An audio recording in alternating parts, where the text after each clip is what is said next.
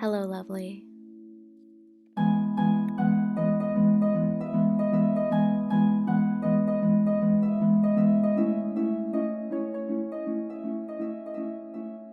Welcome to the Find a Lovely Life podcast, a safe place for all self love journeys. I'm your host, Monica Rodriguez, and for the past 9 years, I've been on my own self love journey.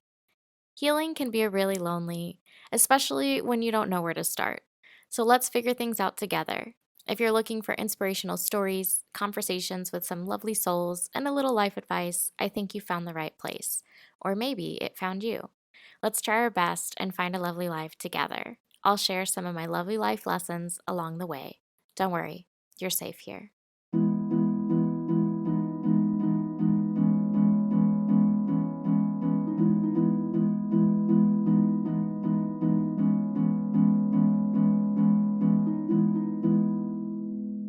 Well, welcome back, lovely. Welcome back, welcome back. So glad to be back. I miss this. Was there a time that I was like, I can't do it? Yeah, obviously. A lot's been going on. I hope you've been good. The last episode was back in December, and oh my God, it's been like 6 months. A lot can happen in a week, a lot can happen in a month. I often say that most of time for me is like a day is like a week is like a month, and a month is like a year. Shout out to the moon cycle. Technically, I guess, using that math, I've been gone for 6 years. No. But a lot has happened. A lot of life stuff, a lot of grieving, a lot of external things outside of my control that triggered a lot of just lots of thinking about how I want to live the next 5 years of my life. What does that mean? Where does that mean? Who does that mean with? How am I going to do it? Who, what, when, where, why? Which, something else in that kind of like question sequence. I've been doing a lot of usual Monica stuff, processing and channeling and trying to find metaphor to like put together concepts that are just really hard to communicate human emotion. And that's also what I've been up to. I've been, just shedding an old version of me, stepping into a new version of me, which is always really scary because I don't want to leave anyone behind, right? I'm a big advocate of healing past versions of yourself. But something else I discovered that I will share more about later is, accessing future versions of yourself and what that means to helping you on your self-love journey. So as I was thinking about coming back to season 2, obviously I was thinking about all of last year and all of the wonderful episodes. And I did a whole episode of like a recap of season 1, so I'm not going to go like super into it, but I think it's important to talk about in a very witchy Monica way. I'm going to go full oracle on you. We're going to talk about the past, and then we're going to talk about the present, and then we're going to talk about the future. So join me for a 3-card spread. LOL. I'm all about setting intentions, right? And the intention of season 1 for me was very much like, just start. I have this tendency to kind of put myself in this planning cycle and this like, I have to get everything on paper. I have to like plan everything out. And of course that has to do with trauma, shout out to my therapist, which we're going to drink coffee every time I say shout out to my therapist. So that's the first one. I almost said it.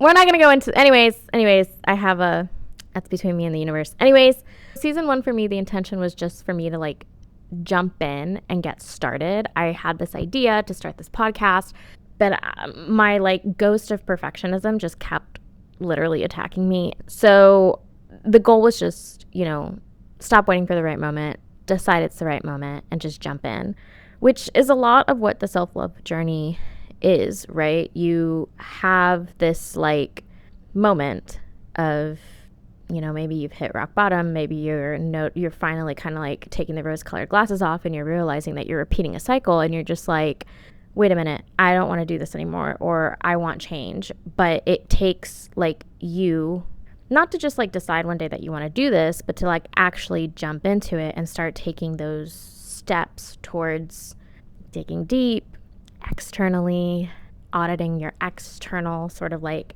environment, your friendships, that sort of thing. But the like off the diving board moment is before you jump in, is saying, oh, I want to listen to my voice.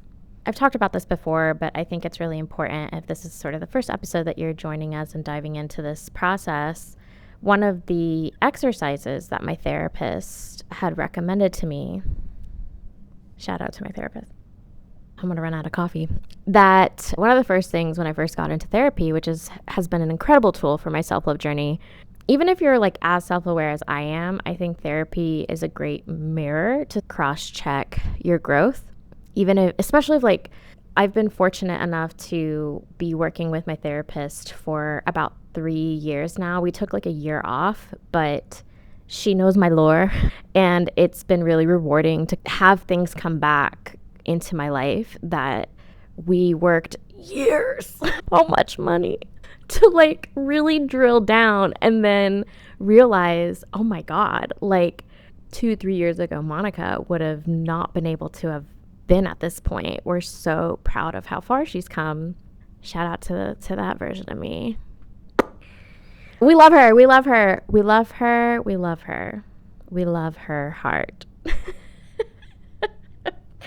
But I think what I'm trying to say is, you know, you get to the end of the diving board, you want to jump off, and you start hearing all these voices. And one of the exercises that my therapist had me do when we first started working together was to literally, she's an art therapist, so she asked me to draw all the voices. Anytime a voice came up in my head, to draw it on a piece of paper like a cast of characters in my play. And the interesting thing about that exercise was I didn't actually hear my voice until like page 5.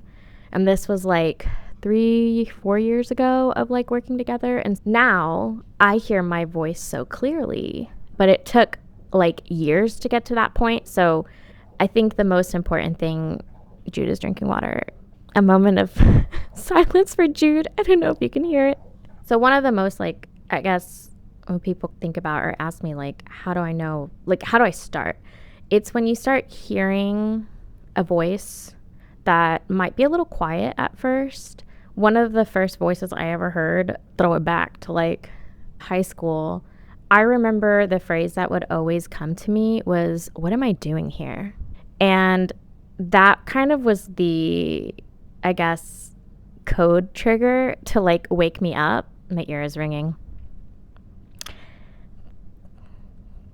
Thanks for confirming that. The point is, basically, you'll hear a voice that at first probably sounds a little unfamiliar, but it's really your voice, in that sense of like the tone is quiet and sometimes like self-aware. So like you'll hear the word I. So like, what am I doing here? Why am I listening to this? Why am I defending myself? I'm not saying that it will always start with why, but it has an I in it. Like it's you talking to yourself sort of thing. Like, what am I doing? And I think there comes a point where sometimes you'll kind of dismiss that voice for a while, and that's okay. But when that voice comes back, it's almost like you're ready to shake off the numbness a little bit and feel something again. Jude is here. I'm petting him. You can't see him because I don't want to change my camera setup, but he wants to be so close to me. We love him. He's still here. And last season, I was very much in a career first sort of mindset in my self-love journey, trying to figure out what the foundations of that would look like, how this would play into it, what my legacy is, what I want it to be. And I wanted to keep trying to like figure it out. And I would do these sort of like, I'll put a link to it, but I would kind of track my time. I did a lot of time auditing last year. I do a lot of things. I'm a literary agent. I'm an author. I'm a podcaster. I also do consulting on the side. And then I have a marketing role with the literary agency that I'm in. And so I did a lot of time auditing to figure out what was taking my time, what parts of those things brought me joy, and how could I alchemize the parts that didn't and rearrange it to like even a seasonal approach to how I prioritize them so the wheel was always turning and I didn't always try to do 5 things at once. Even though in this economy, as a single lady, shout out to the single ladies who pay the bills, we got to get our bills paid. So what am I going to do? Go back to a 9 to 5? Please. I could never. I couldn't do it. And so last season sort of started framing out to be mid-journey of my self-love journey, which is a really important pillar of your self-love journey. Of part of finding a lovely life is, how do I want to spend my time, including my job, including how I make money, how I give back, where I cultivate art, how I create art, what is my creative output versus my creative input, that sort of thing. And we talked a little bit about, because last year my word was receive. And I had done this like 40-day journey of like, because I do these 40-day challenges on the blog. This podcast was a blog for 6 years until I decided to flip it. I was talking about a tool that helped me understand the concept of receiving, and that was living in a 40-day challenge of receiving and figuring out ways and tools to help me learn how to receive. And this was before my year of receive, and so I had put a blueprint on myself. And one of those things that I did was I called it being like a Roman woman for a day, like just being Italian, and a trip to Italy. I had like learned the art of like just being. Like it opened my eyes to like, I don't want to live like an American anymore. And I lost that a lot. And so sometimes I always kind of come back to like, how do I live more? I believe the phrase is like work to live versus live to work. Like, I don't want my life to be centered around work and making money. I want my life to be centered around my life and, God forbid, like enjoying it. And so I kind of developed this Roman woman era of my 40-day challenge of receiving, and I kind of am mirroring that a little bit currently, and then having like a little bit of a Roman era Italian woman summer, because of course I rebranded it. But I think that's another important thing, that throughout my self-love journey I have allowed myself to try on different archetypes in the past to see which past versions of myself like illuminated based on that, and then would heal certain parts of me that was like, oh my God, like I can't go here, I can't do this, or that idea or mindset of like the past programming of who I was. And so last year was a lot of just figuring it out as I went along, which is a lot of what the self-love journey is. What feels right to you, what doesn't feel right to you anymore. Focused on career a lot to kind of get that foundation started, and then very slowly started reminding myself like, oh yeah, I want to not just work. I want to live my life and not start my sentence. When someone asks me, like, my goal has always been like, when someone asks me like, oh, what do you do? I hate that we lead that question with like, this is how I make money, because we live in a capitalist society. And I remember being on a plane one time and I overheard, we were like deplaning, and so like, it was taking a while, and these passengers next to me, this man asked the woman next to him like, oh, what do you do? And she said, oh, I create art. And it was so like, it broke my programming. Because we're just so trained to answer that question with like, I am, insert job title here, a robot. And the man kept digging of like, oh, like, but like, how do you, like, it was almost like it broke his programming as well. And she didn't lead with, oh, I have an office job. Like, she didn't lead with that. And so I remember that being a very self-love sort of like template moment for me of, I want to start leading my life with what my soul does and not necessarily what my creative output does in the map of how I make money. Because I want to get out of that survival mindset. Like, I don't want to, suffer all the time. it's revolutionary, right? Yeah, I think part of season 1 was just trying to reframe that. And what I want to do in season 2 is dive deeper into certain pockets of self-love and themes. And I want to call them like self-love check-ins, because I think it's important to check in with yourself, whether you do it once a week. Every day's a lot sometimes. So like once a month feels doable. You know what I mean? And some of the amazing people that I'm going to be talking to this season, really going to dive into like relationships with our bodies, how we kind of like think of purpose and legacy, why our voice is so important. Also, just kind of grace and softness, and diving into self-care in ways that maybe we already do, but how do we kind of like really establish them as things that we can use as tools, and not just like a luxury sort of thing of like only deserving pleasure when we perform. So I'm really excited to talk to some really lovely souls this season about some of that stuff.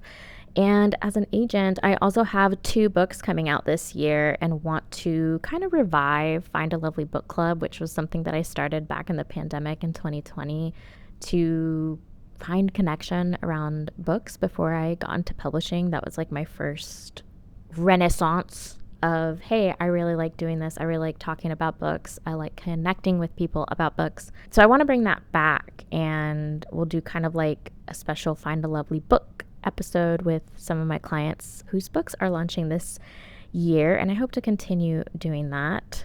G's about to knock off my setup, and I know he's doing it lovingly. But let's really get into it. Let's dive into the self-love check-in.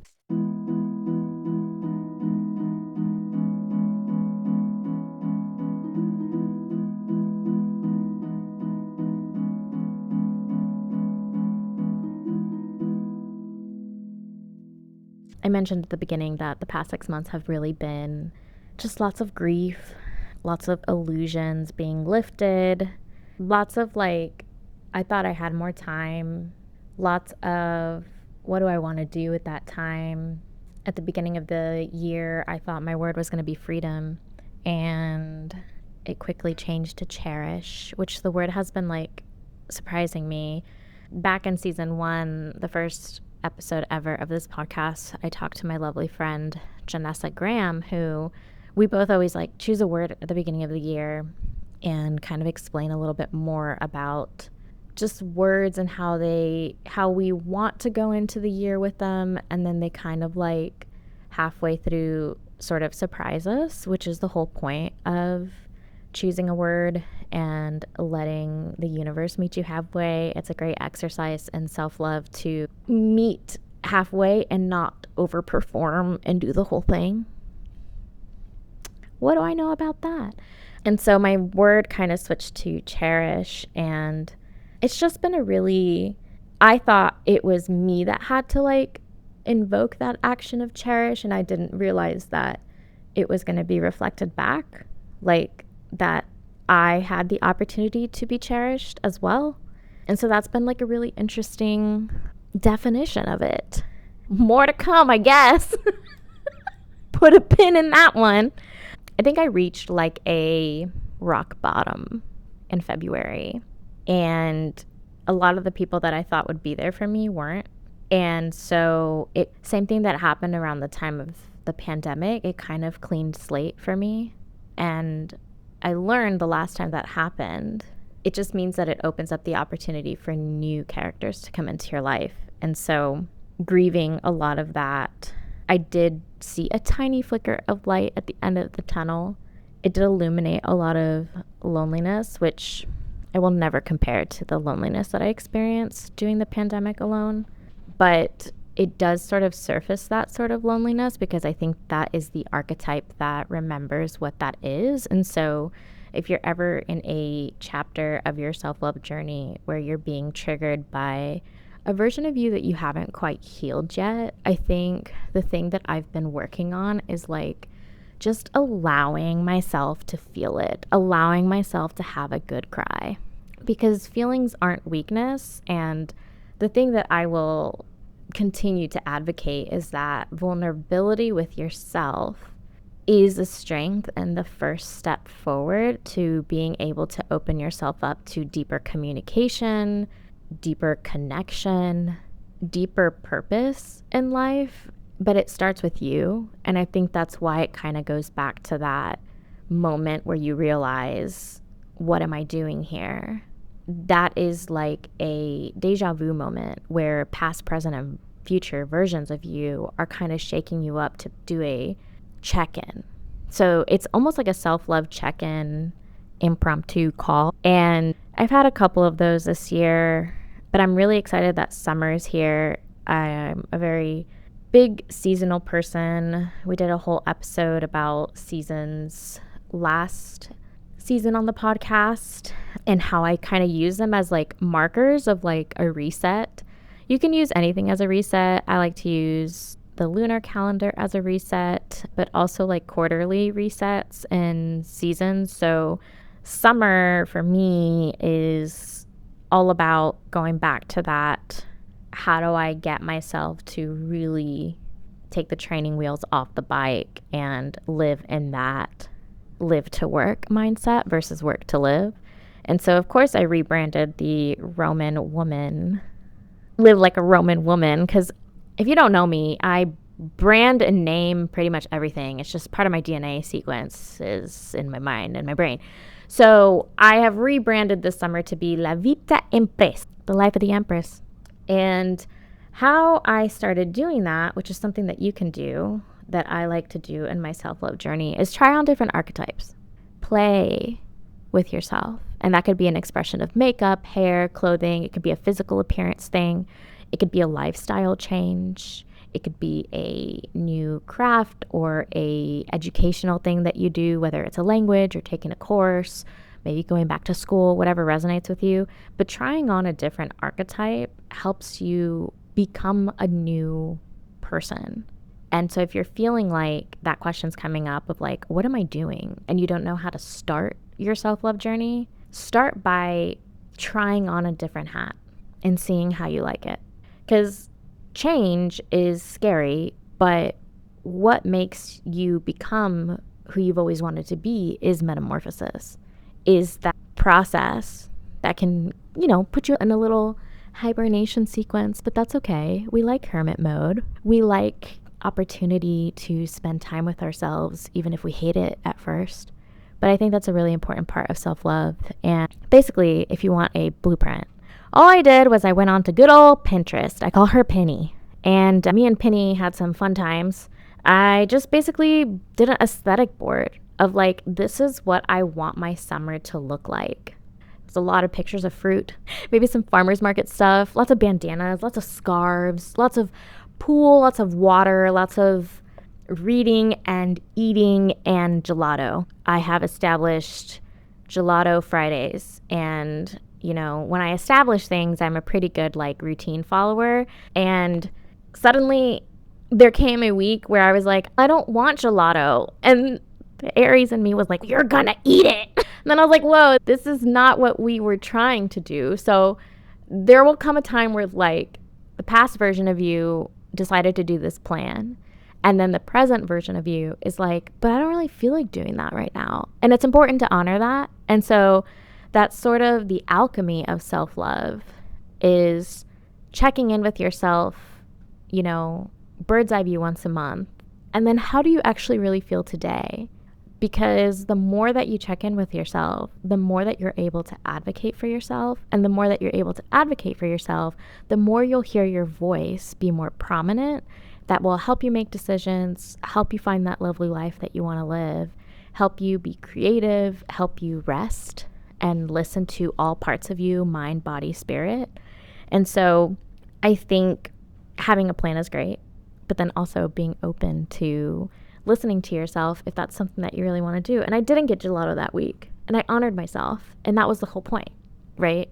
It's great to have a plan, but once you start walking the path, it's okay to have a side quest. It's okay to sit on a bench and pause. It doesn't mean that you're, abandoning the plan. If you're checking in with yourself and the purpose of that pause is because you checked in and you said, and you advocated for yourself presently now, I don't really feel like eating gelato right now. Then say, okay, what do you want to do instead? And sort of reparenting that inner child of you that maybe wasn't allowed to change their mind about something or was punished when they did change their mind of, I don't really like this anymore. You have to do it anyway. And that's not really love, in my opinion. I think there's a difference between discipline and suffering. And when you're reparenting yourself in your self-love journey, it's important to have grace in you trying to navigate what feels right to you, because for probably a long time, you weren't allowed to advocate for yourself and what felt right to you, and you were just kind of forced to do whatever someone else told you to do, which is probably why you have all these voices that you can't quite hear your own quite yet, because they're all just capes of layers of energy that you're kind of slowly trying to peel away. So play with an archetype, be gentle with yourself, see what comes up, and maybe it's as simple as like trying on new clothes and something that you would never have worn, or new nails. For me, my play right now is nails. It wasn't something that I was allowed to do when I was younger, and part of me trying to heal like a middle school version of me that always wanted to play with expression creatively in a beauty sort of way, I've chosen nails.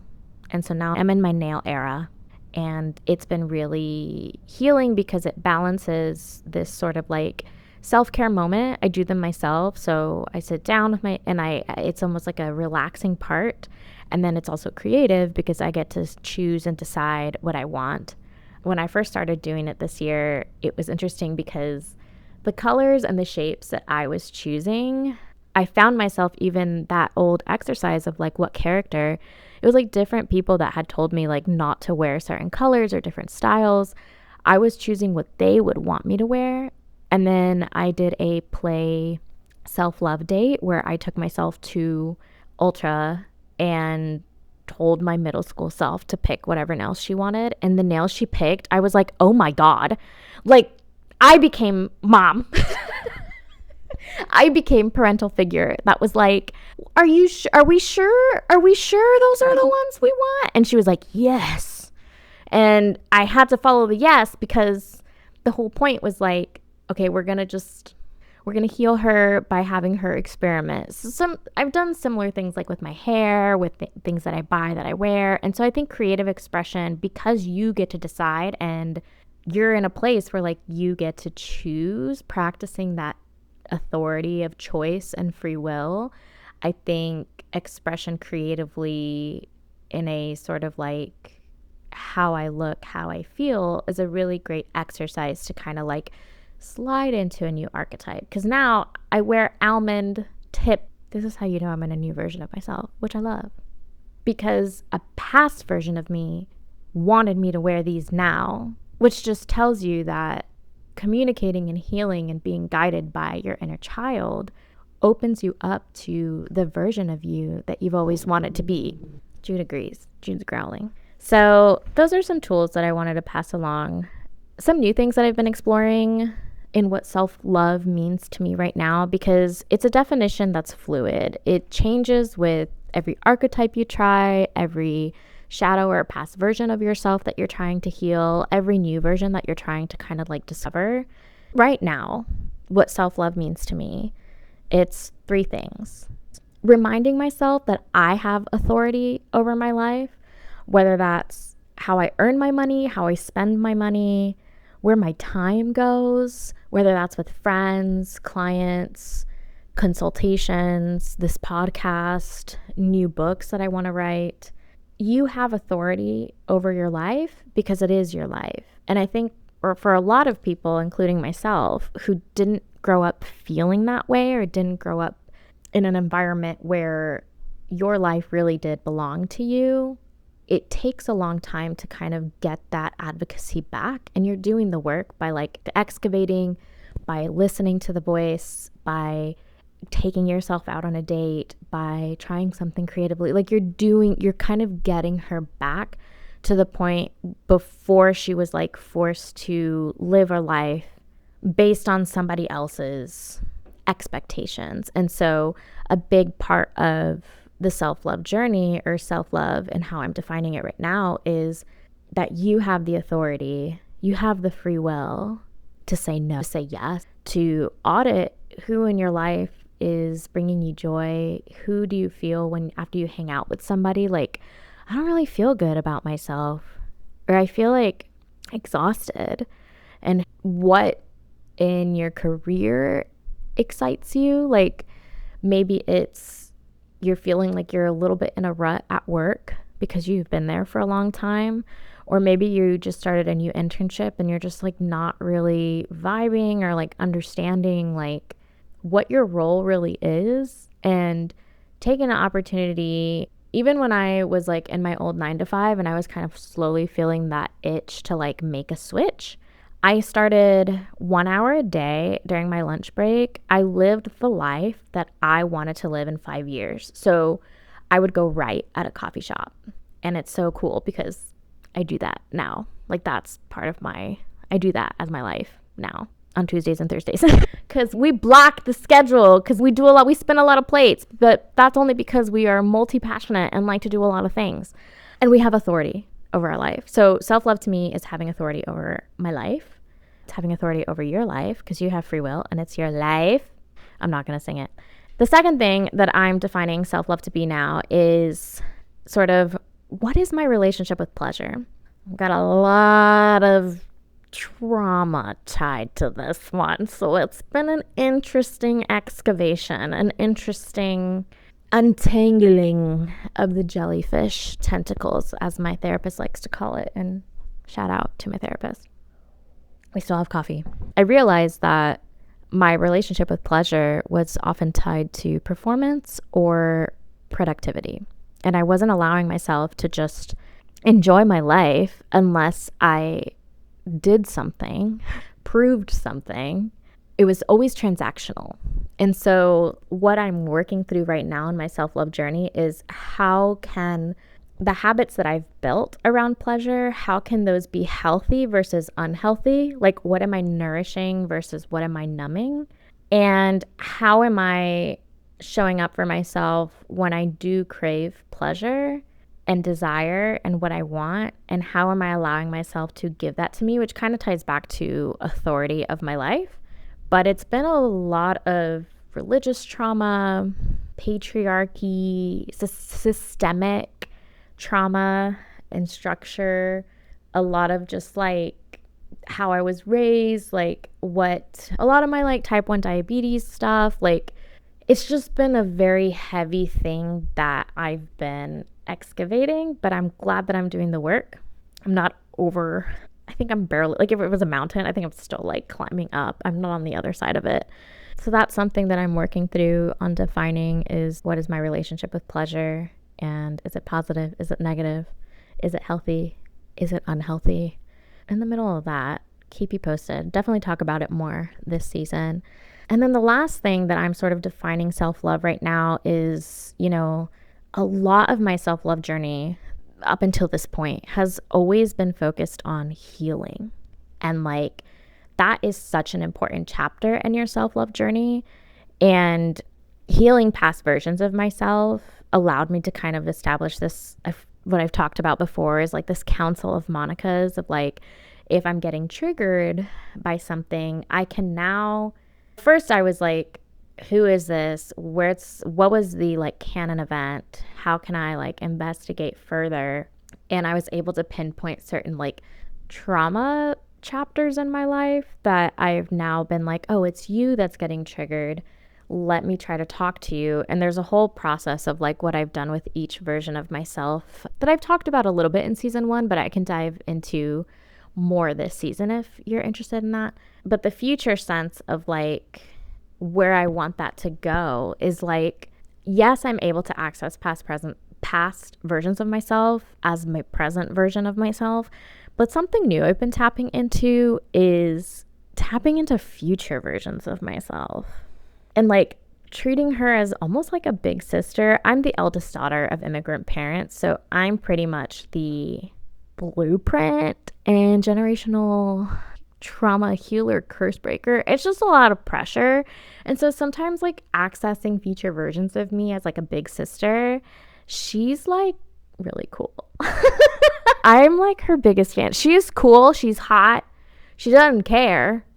Things that stress me out now, she's like, oh honey. And I'm like, okay, cool, great. We got over that. Awesome. But the thing that like I've been like centering in understanding is like not just like what would she do, but she only exists. My future version of me only exists because I do now. And so working together to help navigate current situations and knowing and seeing and visualizing this like amazing life she has. Like she's so hot and she's just so cool. Like I am her now. You are that version now, but it's cool to like see the projection of growth that you're kind of working towards. And so that's kind of like giving the light at the end of the tunnel, right? Of like, God, we've like done all this work, all this grief, all this excavating, but then we see the possibility of the future, of who we want to be, of how we want our life to become. And it's just, oh, okay, whew, this work is for something. It's for her. It's for you now. And so I'm defining self-love as, yes, you can heal, but it's also like you're healing so that you can experience the life that you want. And the future versions of you are there as an access point to ask questions like a big sister. Like you're not alone in that sense. And so journaling with them, visualizing with music, I do that a lot. That's been really helpful. And so as I always pull a card in every episode, I thought it would be fun to pull a card from your future self and see what kind of message they have for us and what they want you to know. Because we talked about the past. We know what's checking in, my self-love check-in, what's going on now, what's going on with you. But I want to know how we can like have something to look forward to, because I think that would be really fun. I got this new Oracle deck for Christmas that I've been playing with. It's not fully like an expert, which I think I want to challenge myself in doing a new deck that I'm not as familiar with to get out of my like, I have to be perfect, because I don't. So it's called the Woodland Wardens. It's like got animals and plants. Very grounding, very earth. So let's see what the Woodland Wardens from the future self has to tell us to look forward to.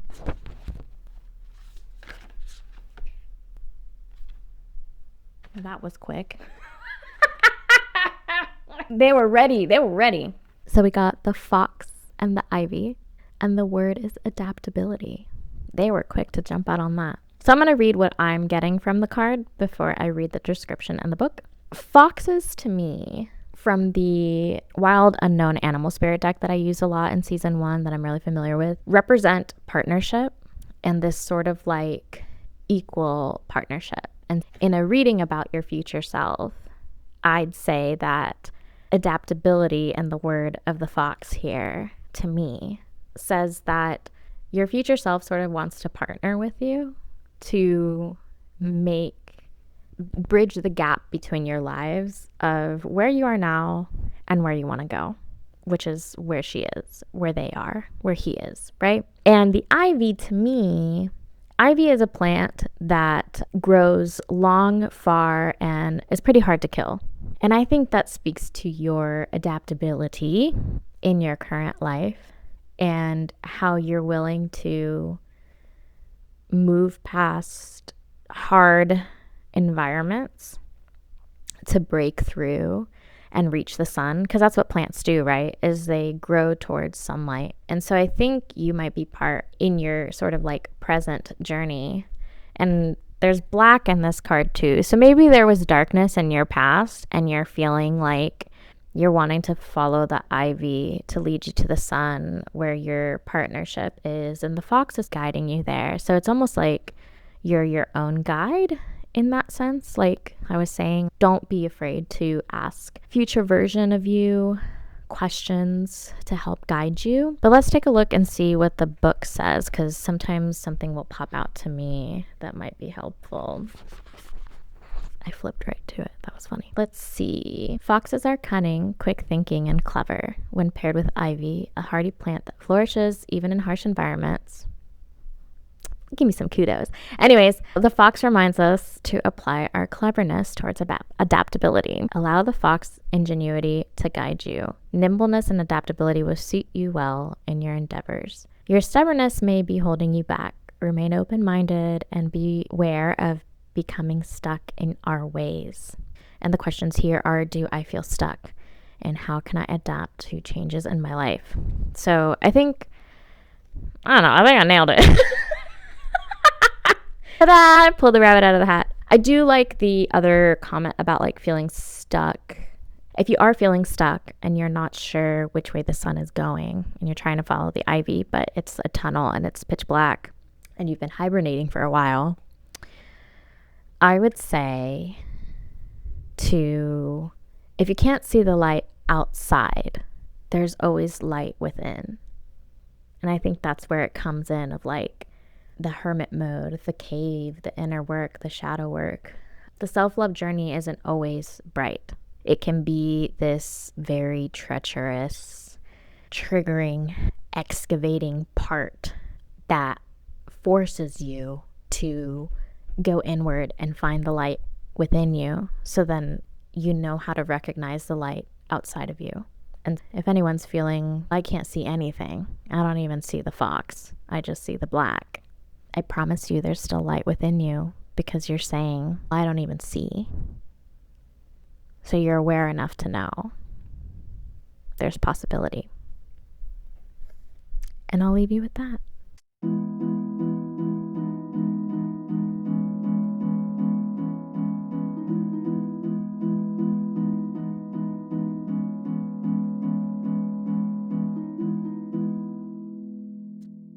I hope you missed the lovely letters.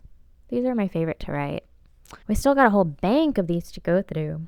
And I want to leave you with a letter, because lovely letters were a self-love tool for me when I first kind of got started on the blog. And you can find all of my blog posts and lovely letters, findalovelylife.com. That's like where all of this started. If you're feeling like you need a little bit more of a hug and I need a map, the map is there, and we're continuing the map forward. But one of the things I would do is like in that same exercise of like accessing a future version of yourself, I would write a letter to myself as like that version of me, or like as a different version of me, to help bring me perspective and to change my perspective so that not all hope was lost, sort of thing. And it was at a time where I didn't see the light externally, and so I had to find the light within me. I think one of the first things that I did that kind of triggered that, like, oh yeah, future version of me exists. I like have this vision of me in this like black swimsuit. She's got gold hoops, gold bracelets. Her hair was up and like a little scarf. She was like in this pool. Looked like, I call her Mediterranean Monica. She was definitely not in the US. I know that for sure. She had a glass of wine and she just like looked at me in this vision that I had and like basically cheers. I just said the magic word. You're witnessing a moment of, oh my God, sorry. I do these things now where like me and the universe are like we got some codes, and I just said a password, I think. So cool. We'll follow the trail. We'll keep you posted. Tune in next time. Anyways, she like looked at me and like was like, cheers. And I was like, God damn, she's hot. I want to be her. And then I accidentally completely flipped my closet upside down and tried on clothes because I was like, I gotta clear out. And then I accidentally like tried on all past versions of me, and that was a really hard night. Don't recommend doing that. It's okay. But basically I saw her, and that's what triggered me to start the Pinterest board of like, how can I access her right now? Like, how can I be her today? And so I created an archetype, which I call that like La Vita Impresa, of I want to play with this version of me because she exists, because I saw her. So how do I tap into that? And I thought when I was looking for the letter for this episode, this was the perfect one. And it's called, Dear Lovely, the future is yours. You're going to get my live reaction because I don't actually remember what I wrote. I wrote this in 2020. Oh, Jesus. We'll see what happens. To past me, October 2020 Monica, I guess deja vu moment, present me now, but like future to you is now going to read it. Okay, anyway. Dear Lovely, the future is yours. What does it look like to you? It's important to look forward. While staying present can bring you the joy you're looking for, it's also important to have a plan. The future is in your hands when you move the pieces forward. The outcome might not be in sight, but that's not what you should worry about right now. Trust your vision. Damn it. I'm being incepted. Anyways, trust your vision.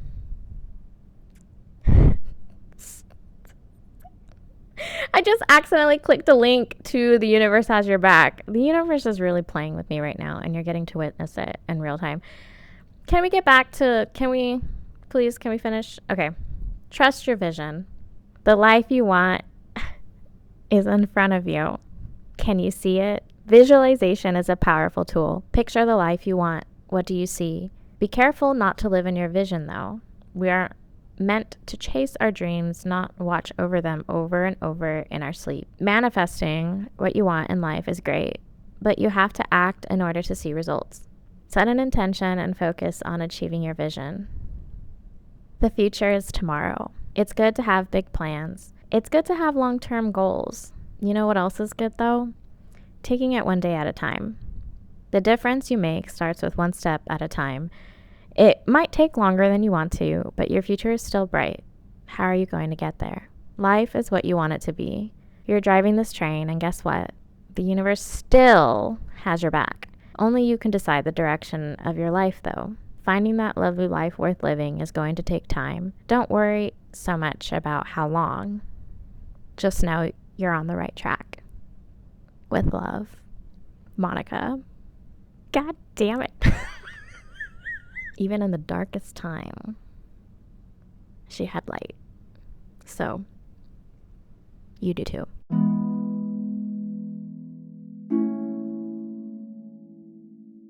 And that's the episode. I hope you're inspired to love yourself a little more than you did yesterday, and you're on your way to finding a lovely life you love. If you want to read more about my self-love journey, head over to findalovelylife.com. Subscribe, rate, and share this podcast if you feel called to. Remember that your self-love journey can start or restart at any point. There are no rules.